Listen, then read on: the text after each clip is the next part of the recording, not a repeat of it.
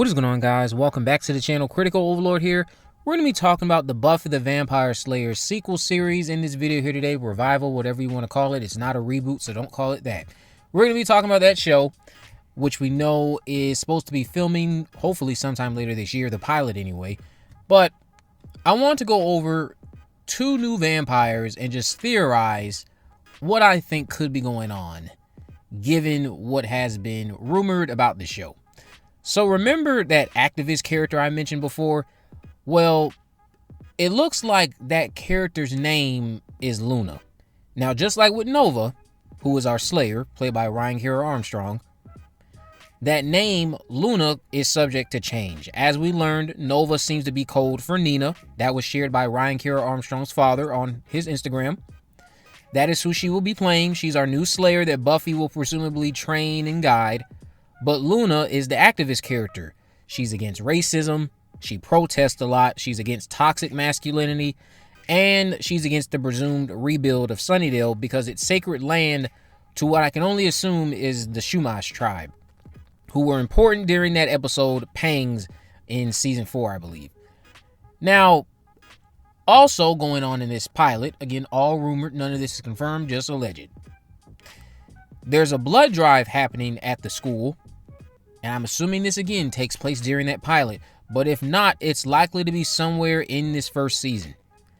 There is a rumored teacher named Mr. Boyd who is connected to this blood drive, and he is wanting students to volunteer for said blood drive. You probably have seen me mention this before if you follow me on Twitter. Yeah, I think Mr. Boyd is a vampire. As a reminder, a few months ago, Daniel RPK let it be known about this other rumored character who is supposed to be a leading individual named Mr. Burke, a school librarian who becomes a vampire. Evil Giles, as I like to say. I don't think Burke will be alone. In fact, Boyd could be the one who recruits Burke, or vice versa. Reason I say this is because Boyd allegedly has a scene with Luna where it appears both of them have gone to New Sunnydale, which hasn't even finished being rebuilt because a body was found near the site. Boyd is behaving like a vampire. He can feel the ancient spirits from just standing in the area. This is clearly being consistent with the mystical energy that a Hellmouth gives off, as we learned during the original series. And let's just say, without giving too much away, Boyd doesn't give Luna the friendliest conversation while they are visiting New Sunnydale. He does make mention, though, of soon there will be a lot of bloodshed, anarchy, and chaos. So if I'm a betting man, Mr. Boyd, or whoever he is, because again, these names are subject to change, this teacher is presumably going to be the main big bad of the season. Or at least second to the main big bad of the season, which I will get to who I think the first big bad of the season will be.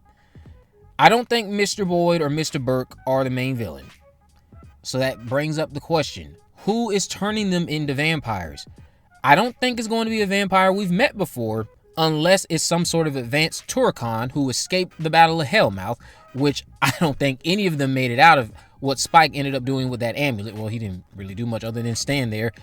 But yeah, you get my point if you've seen the original series. I don't think any of the Turrican made it out. But what is going on? Well, there's a lot of emphasis, to me at least. This is just, again, theorizing because we don't have all the context. There seems to be a lot of emphasis on the fact that this is sacred land. They're really honing in on that Pangs episode, again, to me, just theorizing. It seems like they're trying to flesh that out potentially over a full-length season. Willow in Pangs did tell us about what happened to that tribe. But what if some of them were turned into vampires and they've been living on ever since? And now they are back in this area and they are the ones turning these staff members into vampires, and they're trying to reclaim the town of Sunnydale under this new vampire regime that they've been building over the last however many years they've been out there. Granted, given the times that we're in, that's probably not going to happen because I know that there is a general consensus. Well, I won't say a general consensus, but it looks like a lot of people, me even sometimes, Pangs hasn't aged all that well with some of the dialogue. I get where everybody is coming from when they're talking, but certain characters do come off a bit more unlikable when they're speaking and delivering their lines compared to others. Willow, of course, is in her savior role in that episode, so yeah. The episode itself hasn't aged all that well entirely. The comedic bits from it have aged the best, but the dialogue between certain people, yeah, it's a bit touchy. So chances are they're not going to do that. But the second thing on my mind is obviously the easiest route to go, which is introducing a new vampire who hasn't been seen ever. Maybe they're connected to the master in a way. Maybe they used to be friends with the master in some capacity way back when. Or maybe they're just on the same level of the master, a Kakistos, a very ancient vampire who has gained knowledge of a nearby hellmouth, regaining some energy, and they decide to start turning members of the nearby town into vampires so that way they can build up an army and have this army flock to the new rebuilt Sunnydale, and that is going to be a feeding ground. And not just a feeding ground, but a place where vampires and other demonic creatures run amok and just live freely without anything to bother them, no slayer to stop them. And they've probably figured that, okay, the construction workers have done enough building. We don't need you anymore. No need to set up any sort of official government. No need for any residents to move in. Get out of here. No need to build any actual houses. It's just going to be anarchy, chaos, complete bloodshed, the way Boyd was saying it would be. That's what I see them doing. But you guys let me know what you think about what is going on with Mr. Burke and Mr. Boyd. Do you think that they will be our main villains of the season? Or are you like me? Obviously, somebody has to be turning them into vampires. Who is it?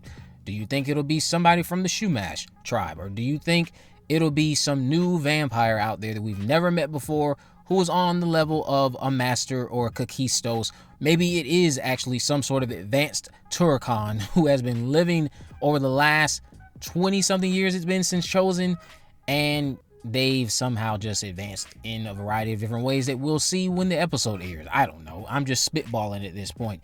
I'm curious to see what's turning the staff members.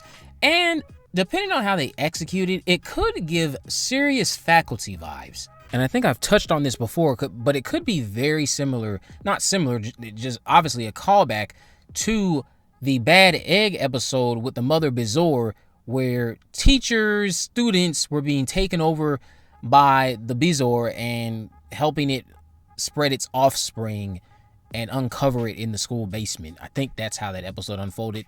It's been a couple months since I rewatched it. I'm still in the process of trying to finish my yearly rewatch. I'm about to start season 7. But yeah, you guys let me know what you think about this down in the comment section below. Fingers crossed that the show again is well written and that it's not trying too hard to be Joss Whedon, because that's going to be its downfall. Just be your own thing, be competent, have quality actors, have a quality creative team, and keep the design of the vampires, tweak it a bit for the modern audience if you must, but not too much where it looks nothing like Buffyverse vampires. I think everybody would agree the makeup is crucial, and the makeup not being what it was back in the day could be an instant turnoff for not only me, but diehards who are already skeptical about the show. But yeah, let me know what you guys think about all this down in the comment section below. If you haven't already, of course, make sure you go ahead and subscribe, turn on post notifications, so you never miss video in the description. I'll have links to all my social media accounts. I'm on Facebook, Twitter, and Instagram. You can message me there to let me know if there are any movies, news, or reviews you'd like me to cover in the future. And with all that in mind, guys, I will see you in the next video.